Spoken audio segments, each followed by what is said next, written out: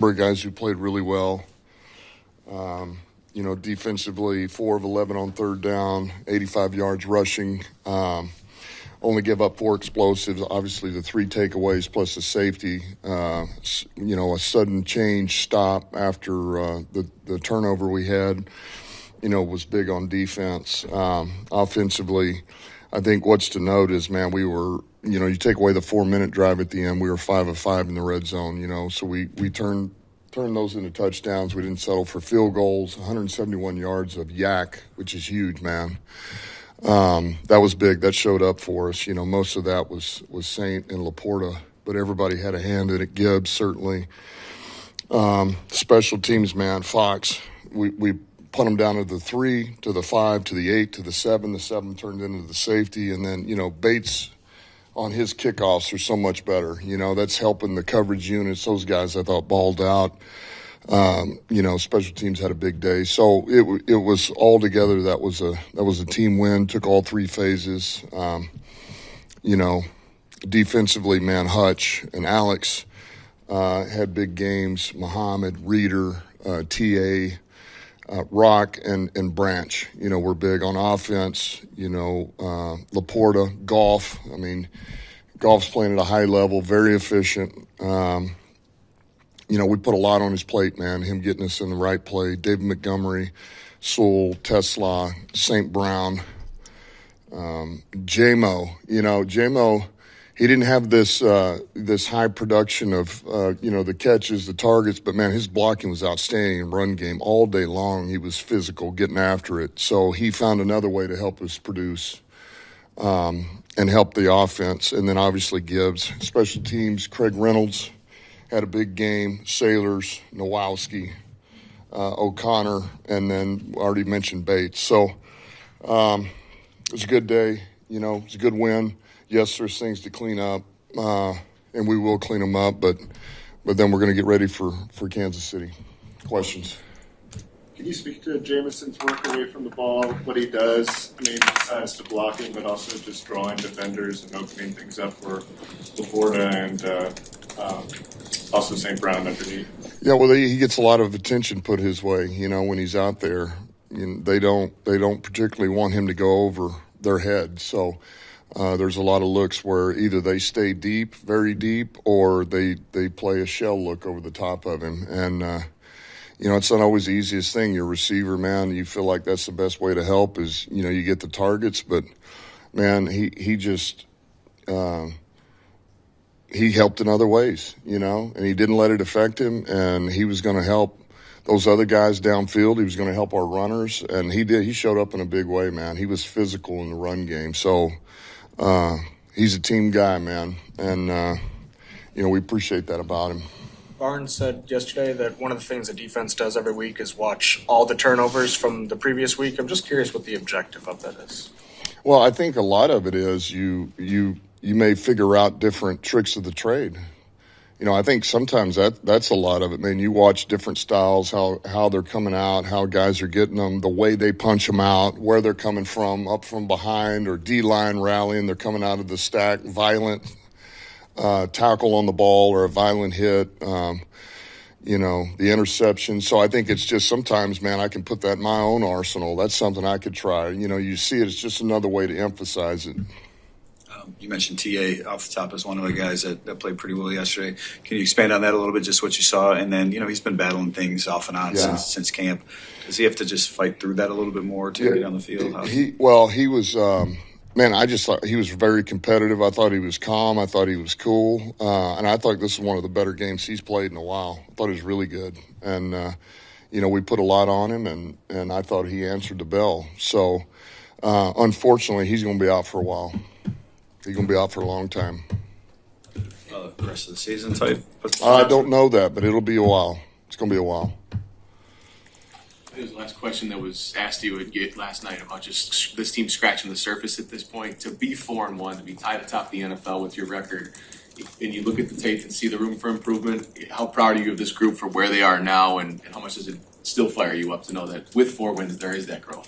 Yeah, it does. And, there again, here's what you love, man. Our guys, they're competitive. They want to be perfect. They work at it every day, and you put a ball out there and put somebody in front of them, they're going to work. They're going to go compete, and they're trying to win. So that always fires me up, and then just to know that, man, we took that game plan, they brought it to life, and yet we left so much out there. That is what encourages you, and it's just a couple of things here and there that are all very easily taken care of, correctable, and man, our production goes up even more than what it's been. So that's exciting. That fires you up. But it also, we know what's coming down the road here. And the first one here is Kansas City. And what Kansas City does well is they win. They freaking win. That's what they do, man. They find ways to win, and they'll exploit you when you make mistakes. They'll capitalize on them. So we got to be on point and clean some of these things up. So we got a chance to go in there and compete against these guys. What did you like about the addition of Trey Flowers and what he can potentially bring for the defense? Just, man, look, he's played in this league. He's got size. He's got length. And he's played a little bit of teams too. So there again, we just got him last week. We're really, we were kind of going to let him get his legs under him, but we had to get him going with where we were at with Dorsey. So we like him. We signed Whiteside's back as well. And so he's another guy that we've got. And so we'll move on, man. It's next guy up. Next man up as always. With Terrian and Reed out for a while, I mean, do you have to consider schematic changes because you guys do play such a heavy dose of man coverage? Well, I mean, we'll see. We'll see where we're at, I mean, some of that depends on, what happens tonight. These guys are playing tonight. We'll see how they come out of that game. We're going to do what's best for us, and everything aligns together between the coverage and the rush. So we don't want to go away from playing man to man. I mean, that's what we do here. So we're still going to. It's part of our DNA. Do we alter some things? Yeah, we could alter some things. We're gonna help our personnel out the best that we can. We always do that for every game. You guys are used to fight through injuries. I mean, did it all last year, but this is like 4 of your top 5 cornerbacks right now. Like, I don't know, what sort of bind does that leave you in to try to, figure things out on the back end to make sure you got enough personnel to do what you need to do? Well, I mean, it really is the same as last year. It's just now it's on the front end. The front end was last year. The D line, we got hit at linebacker, and so now we've been pretty good there, and now it's on the back end. So. You tweak a couple of things, and front's got to get there a little quicker, and our DBs, man, get up there and challenge, compete. And we'll adjust, we'll adapt, and we move on. I don't know if it was just cramps. How did Rock come out of that game, and what kind of assurance does he give you as kind of one of those next men up? You're talking about Rock? Rock, yeah. Yeah, I thought he did a good job yesterday, man. He did exactly what we asked him to do. The plan was good. He executed well in that plan. And look, here's what you love about Rock, man. He plays fearless. He's not afraid. He doesn't care who he's going against. He's aggressive. He'll challenge. He challenges at the release point. He challenges at the catch point. He'll run up. He'll tackle. He'll hit. And man, that's all you can ask for. That's all we're looking for here. Hey, Dan, every team says next man up.